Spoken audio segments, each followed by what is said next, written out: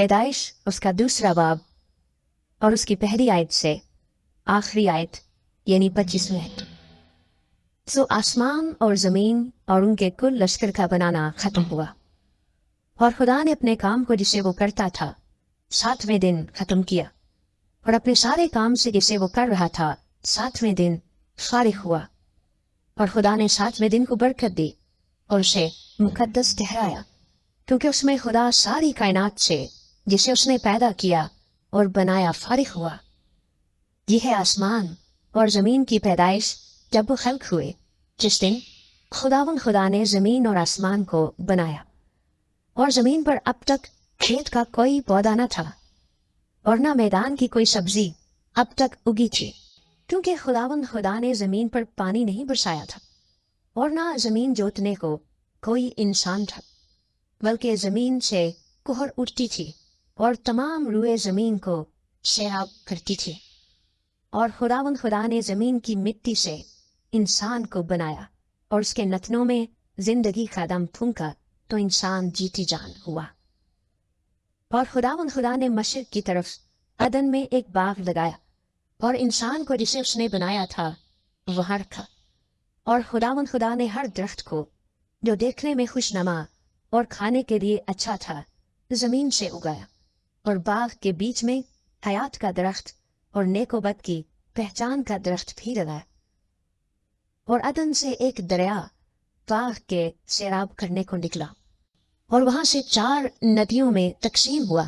पहली का नाम फेसून है जो हिवेरा की सारी जमीन को जहां सोना होता है घेरे हुए है और इस जमीन का सोना चोखा है और वहां मोती और संगे सुलेमानी भी है।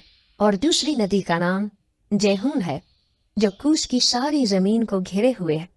और तीसरी नदी का नाम दिजला है जो असूर के मशरिक को जाती है। और चौथी नदी का नाम फरात है। और खुदा ने आदम को लेकर बाग़े अदन में रखा कि उसकी बागबानी और निगहबानी करे।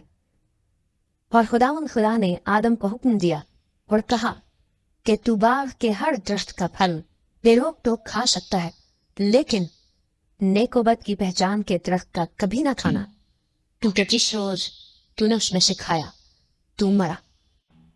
और खुदा ने कहा कि आदम का अकेला रहना अच्छा नहीं, मैं उसके लिए एक मददगार उसकी मानिंद बनाऊंगा। और खुदा ने कुल दश्ती जानवर और हवा के कुल परिंदे मिट्टी से बनाए और उनको आदम के पास लाया कि देखे कि वो उनके क्या नाम रखता है। और आदम ने जिस जानवर को जो कहा वही उसका नाम ठहरा। और आदम ने कुल चुपायों और हवा के परिंदों और कुल दश्ती जानवरों के नाम रखे, पर आदम के लिए कोई मददगार उसकी मानिंद ना मिला। और खुदा ने आदम पर गहरी नींद भेजी और वो सो गया। और उसने उसकी पसलियों में से एक को निकाल दिया और उसकी जगह गोश्त भर दिया।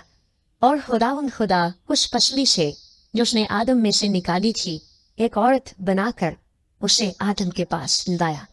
और आदम ने कहा, ये तो अब मेरी हड्डियों में से हड्डी और मेरे गोश्त में से गोश्त है, इसलिए वो नारी कहलाएगी, क्योंकि वो नर से निकाली गई। इस वास्ते मर्द अपने माँ बाप को छोड़ेगा और अपनी बीवी से मिला रहेगा और वो एक तन होंगे। और आदम और उसकी बीवी दोनों नंगे थे और शर्माते न थे।